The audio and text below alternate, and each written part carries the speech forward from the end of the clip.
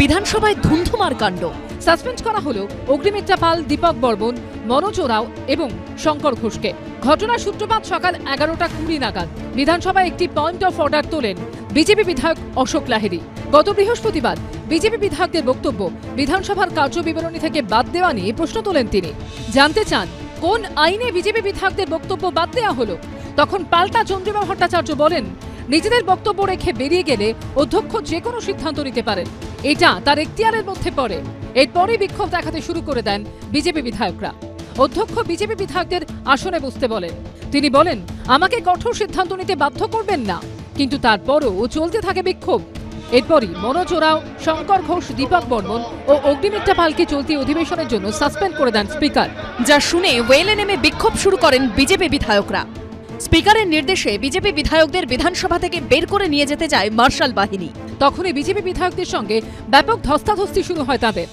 Martial থেকে নিয়ে এসে আমাকে নিচে ফেলে দেওয়া হয়েছে। বিধানসভার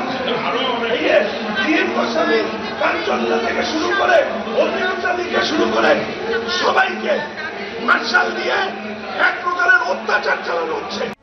বিধানসভা থেকে ওয়াকআউট করেন বিজেপি বিধায়করা। বিরোধীদের আক্রমণ করা হচ্ছে, কার স্বার্থে? স্পিকার তুমি জবাব দাও। যখন এই ঘটনা ঘটে তখন বিধানসভায় ছিলেন না শুভেন্দু অধিকারী। খবর পেয়ে বিধানসভায় চলে আসেন তিনি। সোজা চলে যান অধ্যক্ষের টেবিলের সামনে। বলেন, আমাদের বিধায়করা মার খেয়েছেন, তাদের চশমা ভেঙেছে, ঘড়ি ছিঁড়ে দেওয়া হয়েছে, আপনি কি ব্যবস্থা নেবেন? তখন স্পিকার শুভেন্দু অধিকারীকে বলেন, আপনি জায়গায় গিয়ে বসুন, অনেক মাইক ভাঙা হচ্ছে, আমি তদন্ত করে ব্যবস্থা নেব। বিধানসভাতে যারা রয়েছেন তাদের একটু বোঝা উচিত যে বিধানসভার আমাদের মর্যাদা কিভাবে রাখতে হবে। বাধ্য হয়ে আমি 4 জনকে সাসপেন্ড করেছি। সরকারি যে আমাদের রয়েছেন চিফ হুইপ, তিনি 4 জনের নাম দিয়ে বললেন যে এদের সাসপেন্ড করা হোক।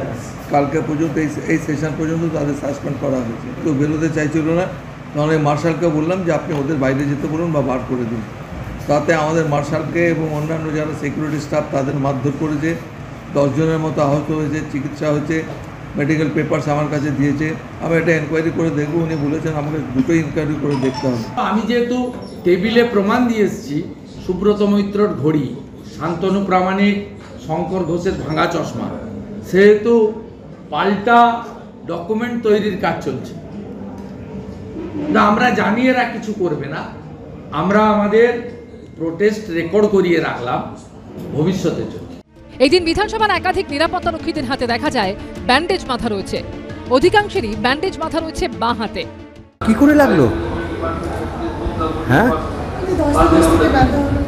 কোথায় কোথায়? ভেতরে? কিন্তু আপনি তো মানে দায়িত্বে আছেন, এটা কি মানে কোন বিধায়ক করেছে বুঝতে পেরেছেন?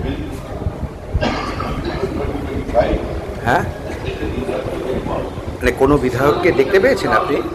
14 জন নাকি আহত হয়েছে আপনাদের মারে। ফলস, আমাদেরও 28 জন আহত, আমরাও ব্যান্ডেজ বাঁধছি। সব মিলিয়ে সপ্তাহের শুরুর দিনেই বিধানসভা একেবারে তপ্ত। উজ্জ্বল মুখোপাধ্যায় ও আশাবুল হোসেনের রিপোর্ট, এবিপি আনন্দ।